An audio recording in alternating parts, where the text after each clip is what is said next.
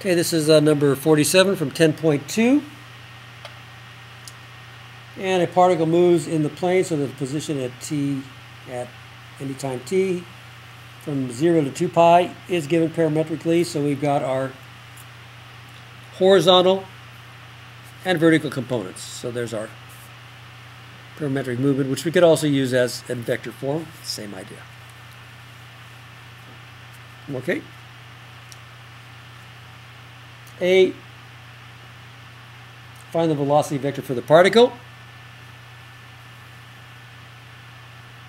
Wait a minute, 47.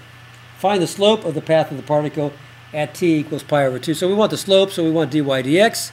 So we know from our parametric equations that the slope is equal to dy dx equals dy dt over dx dt. So dy dt will be the derivative of this. We have to use the product rule. First times the derivative of the second, which is dy dt, excuse me, that's dy dt. So first times the derivative of the second, plus the second times the derivative of the first. Okay. That's dy dt and dx dt.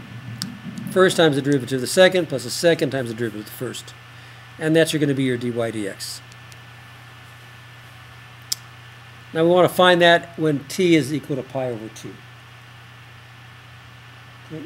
Find the slope of the path when t equals pi over 2. So we can just substitute every time we see a t, we put a pi over 2. Now, I just factored out the e to the t's, because that's just going to be 1, so I don't even have to mess with that, because I got e to the t's in every term. So I'll factor those out. And now I've got negative sine, and I put pi over 2 here. Cosine of pi over 2, cosine of pi over 2, sine of pi over 2. And then the sine of pi over 2 is 1, so that's negative 1. Cosine of pi over 2 is 0. Cosine of pi over 2 is 0. Sine of pi over 2 is 1. So I got negative 1 over 1, negative 1, because that's just 1. So that's what you got there. Letter B. Find the speed of the particle when t equals 1. Well, we know the speed of the particle. This is just another way of writing it. dx dt squared plus dy dt squared. That's the absolute value of or the magnitude of the vector. Again, we could have written it as x prime of t squared, y prime of t squared, or like the book says, v1 of t squared plus v2 of t squared. It's all the same thing. Okay, but we have it in this dy notation, this Leibniz notation, so we just use that. So dx dt was here at t equals 1. So rather than writing it down, I just substituted the 1 in here. So we've got, so this is my dx dt, so e to the 1, cosine of 1, sine of 1, and e to the 1 squared. And I've got some things I'm going to have to do my calculator on these because I don't know what the cosine of 1 radian or the sine of 1 radian is. And then over here, y, if we square dy dt, we get negative squared, well, e to the 1. This is dy dt, so I guess I reverse these and I put the cosine first. So this is cosine of 1, e to the 1, and then minus e to the 1, sine of 1. So I just put the leading sign positive in front. And then we can work these out on our calculators. Okay, e to the 1 cosine of 1 plus e to the 1, or e cosine of 1 plus e sine of 1 squared. We get this. Well, this is going to be this.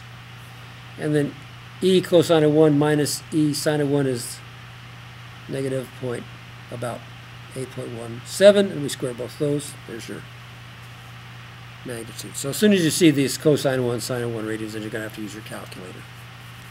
All right. And letter C. Find the distance traveled by the particle along the path from t equals 0 to 1. So this is just our velocity vector. Then we've got to take the integral from 0 to 1 of the absolute value, which is just a squared. And we have to go back and put our actual forms in here. So this is my dx dt, e to the t cosine of t, e to the t sine of t, and then my dy, and I put the cosine in front again, e to the cosine t minus sine t. squared. So you got that big old long expression. And this is definitely 1. Okay? When you want to take the antiderivative, what you want to do is you definitely want to put these in your, you don't want to put this all over here. So I put y1, I put this e to the t, cosine of t, and sine of t, I just factor the e to the t out, and e to the t, cosine of t minus sine of t, and then I take my antiderivative, so numerical integration, fn t, and this is just going to be the square root of these squared. So square root of y1 squared, square root of y2 squared, x, and going from 0 to 1 because that's what we wanted, and we end up with a 2.430. All right? So not really difficult, you just have to kind of remember your formulas and how to use those. So again, try to master these, make sure you understand how all these work, and then this is going to be pretty much helping you with your parametric equations as well as your vectors.